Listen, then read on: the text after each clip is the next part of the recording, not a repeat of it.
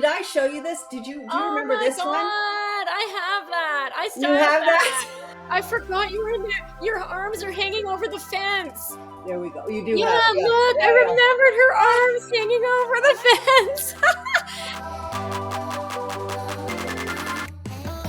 Hi, Miss Hi, Lana. Rebecca. How are you? Where are you at? Where are we at? I'm back. Well, in Toronto. oh, that's nice. Back from the in West Toronto. Coast, Yeah. from your West Coast jump. Yeah. I said, well, Oh, did you mean where I was at? maybe it's about where we're at with how we're dressing, right? Like, I know you and I have talked about this Yeah. before. This is always Yeah, an we issue. talked about it before, and I have like too many things I'm thinking, and sometimes putting it together. Wait, define too many things, too many pieces Just of clothing? items What of do you mean? clothing, maybe too many shoes. And, sometimes, you want to get dressed, put something on, and I'm like, then I come back and meanwhile I've taken out half my closet just to figure out one thing to wear, I'm surprised because I always look at you as very well put together and super chic. thank And you. I feel like I'm the one who is always just kind of putting on a t-shirt and jeans and then going, oh, wow, I really need to, I don't know, get a scarf or something. Luckily for us, today, we're going to be talking to a fashion longevity ambassador, someone you and I both know quite well, Susie Sheffman. Long time. And so Susie has been an editor at Flair Magazine Canada, as well as a fashion director for Fashion Magazine Canada. And she is known for creating bold, timeless images and fashion storytelling with global brands like Chico's, Browns, Joe Fresh, Hudson's Bay, Holt Renfrew, and others. Hey, Susie, how are you? Welcome to Where We're At. So fun to see you guys. Oh my God. I mean, Lana, I've seen more recently, but Rebecca, wow, a blast from the past. Isn't it funny how A we blast. all know each other for so many years? I mean, I've worked with you on I don't even know how many shoots. And more recently, you worked with my daughter and me for Fashion Magazine on that Yummy Mummy thing. And then more recently with my mom. So it's like my whole family working with. And Lana, I will never forget you coming in your Havergal uniform to my office for your go I was like see. 17. I mean, it's imprinted. It's imprinted in my brain. Absolutely. Gosh, we go way back, and we're so happy that you could come on and talk to us a little bit about fashion and get us all situated and sorted out. Just talk to us about what we do in our 50s and 60s to sort of set ourselves up, because we all want to be fashionable. We don't want to look like we're wearing these shrouds and stuff like that. You guys are a perfect example. Look at the two of you. I mean, if you're in your 50s, trying to keep it all tight, man. Trying to keep it all tight. You work with a lot of celebrities, and obviously they, like Rihanna and Britney Spears and Taylor Swift you've worked with. But what is interesting is how different, like, you look at the celebrities that are more in like the 50s age group. Tracy Ellis Ross, Halle Berry, Jennifer Aniston, Absolutely. I mean, it's really all about a comfort level and staying authentic to who you are. So, obviously somebody like J-Lo, spectacularly gorgeous woman, she's going to age beautifully. And, she's still sexy and vibrant and beautiful. And, it's really all about, I think these women, particularly these celebrities, they've worked with stylists. They get who they are, and they're not afraid to let their age diminish that. So talk about fear, because you touched on that. And when you say they're not afraid to, does that mean that some of us are afraid to? Yeah. One of the biggest things that I hear from women all the time and celebs is that there's a fear of fashion. Number one, there's a fear of making mistakes out there. We have so much access globally now to fashion. You can click in the middle of the night and have a million things show up at your door, or just the experience of shopping in a retail store. The problem is we don't want to make mistakes. Clothing is expensive and we don't want to make mistakes. That's the first part of fear. The other part of fear, though, and this is the one I'm really talking about, is the fear of exposing yourself or not exposing yourself, or trying to cover your flaws, or your body is shifting, you're aging. What's appropriate now? So people are afraid. I'm here to say that we should celebrate what we as women have spent our entire lives developing for ourselves, our own authenticity, and go for that. So whatever that is, I have a very boyish tomboy style. I I identify as a 9-year-old boy. I'm in all areas of my life. And so I'm not going to all of a sudden start being different than that. I'm just not. I've had too much experience and too much time becoming myself to worry about rules about fashion, what other people think. I'm going to wear whatever the hell I want. So I want women to understand that that's okay, and that especially at this age, you probably have a style. You may not think you do, but you probably have honed some sort of personal style. And you should use that style. You should use that little voice inside you to tell your story. You know, um, we have to wear clothing. I mean, unless we're nudists, we have to wear clothing. So may as well enjoy that experience and use it to really feel empowered and help get on with your day. I have a saying. I have a couple little Susieisms, I guess, over the years. One of Please. them is believe in the transformative power of clothes. Clothing is not all fantasy and frivolousness. It's an empowering tool that we have in our toolbox to present ourselves. So, use that. I love that. I love that you said that, the transformative power. Yeah, and I've seen it. I've seen it in real women. I've seen it on celebrities. I had an experience once shooting a cover for Fashion Magazine with Jennifer Hudson. She had just lost an enormous amount of weight and was still in her period of kind of transforming. And I brought her a Greta Constantine dress that was a sample. Now, you girls know that samples are small, and that this Yikes. was a stretchy dress. And I'm telling you that she put this dress on and she was bawling her eyes out. She had never felt so fabulous. So believe in the transformative power of clothing to have something that you feel great in, no matter what it is. Present yourself to the world comfortably and authentically, and you will be transformed. It's empowering. So that's kind of where I'm at in the stage of my fashion career. It's not so much about the fantasy of fashion, it's the reality of what fashion can do to empower you as you age. How do you figure out what's your authentic style? And I mean, should it be changing as we get older? Because, obviously some things, even though more things are appropriate these days for us, some things maybe are really not. And how, should that be changing? What should one be looking for? Are we going for more classic? Can you be trendy? I think we're in a period right now of this kind of low-key luxury. And that's kind of going back to where we were several years ago. We've probably already experienced this, but there's a whole generation growing up now that's never experienced, wearing an easy pantsuit or a luxurious cashmere sweater, just low-key, non-branded, non-logoed luxury. They're saying it's kind of coming from the world of Succession, the way they dressed on Succession, that stealth wealth. But but maybe that's not your thing. Maybe you're boho. Maybe you're, it's really hard to speak for all women, right?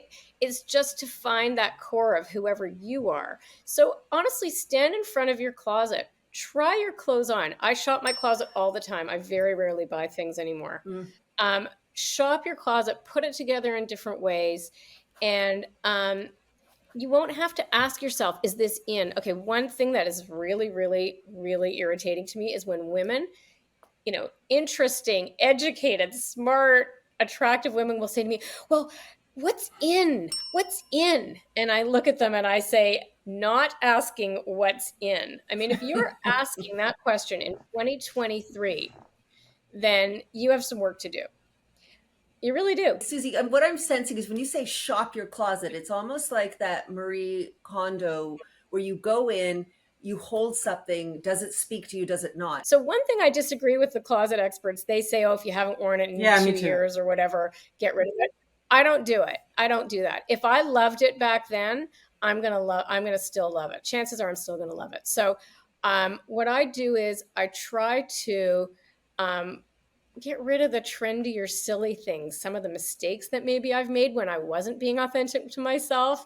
And I had let's call it identity crisis in my closet. We've all done that. I think I still have some of those identity crisis items hanging around. Exactly. So get rid of those because you get total imposter syndrome and you can't be comfortable when you have imposter syndrome. So try things on. And the other thing is I'm a huge proponent of getting yourself a great tailor. Ah, that's good. Alterations make an enormous difference. I don't think I've bought anything that I haven't, whether it's a blazer and I take the sleeves down or I, nip a waist, or I'm always, because I'm short, I'm always, trying to reproportion things and shorten things.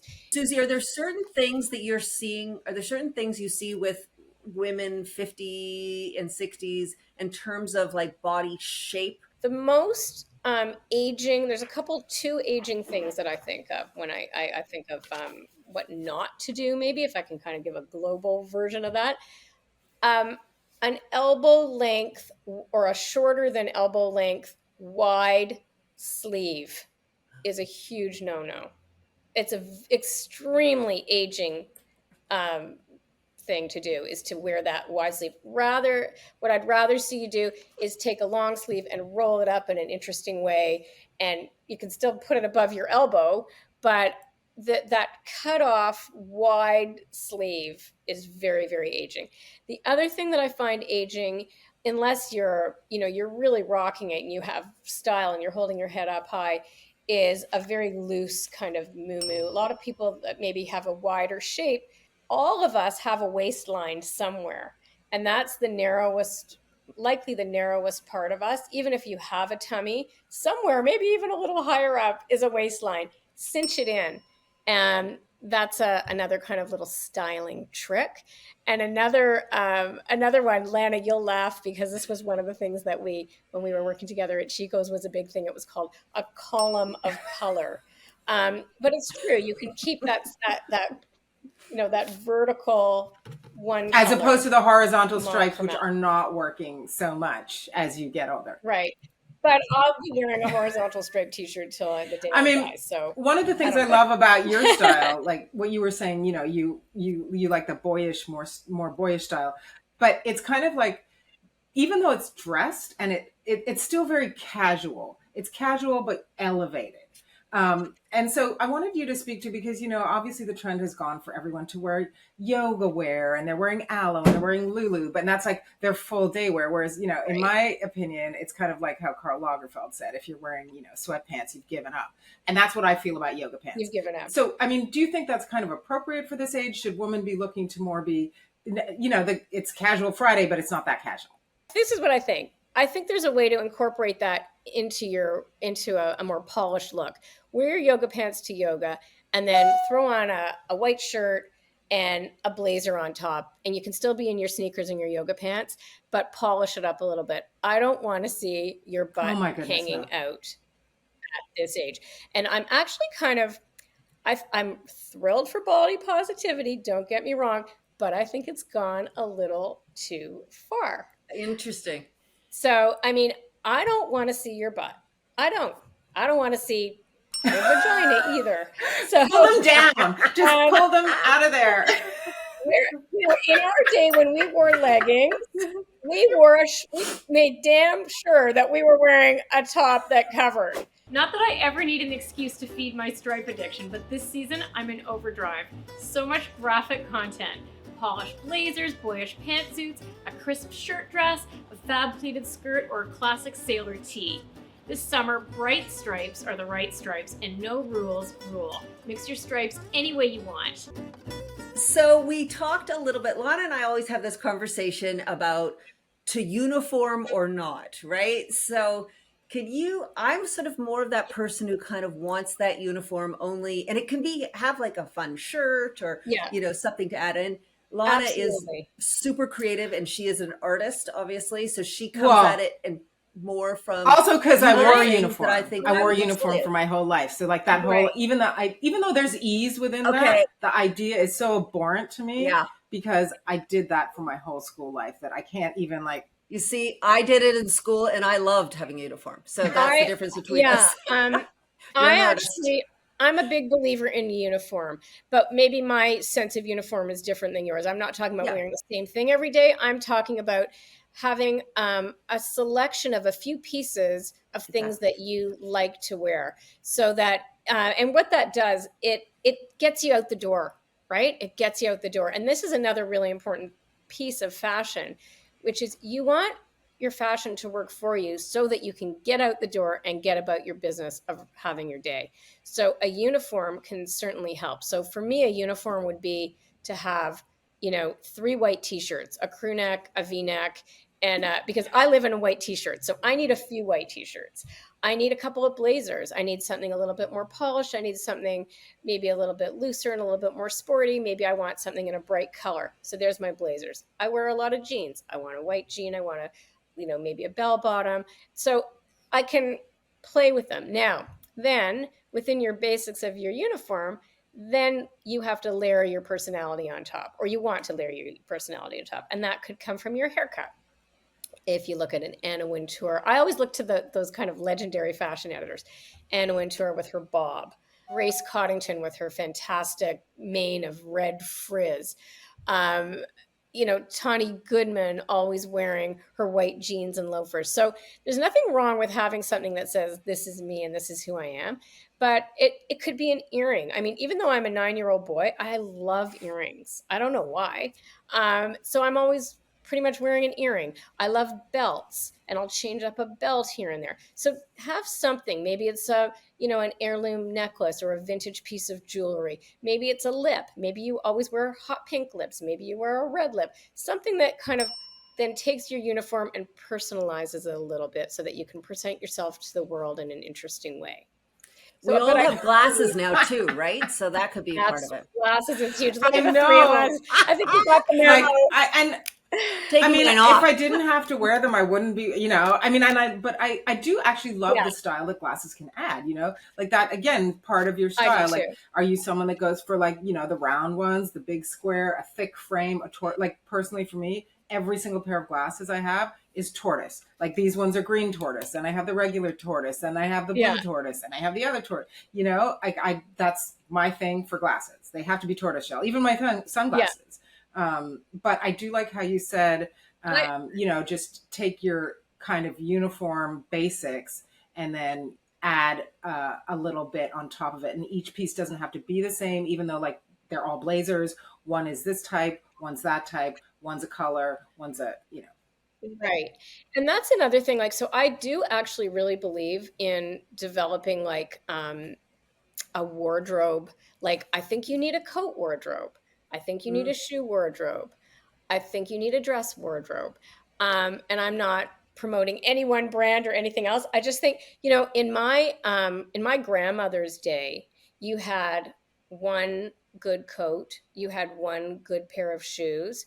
Closets, were tiny, tiny. And that's because they didn't go about and do in their day nearly a quarter or an eighth of what we accomplish in our day, right?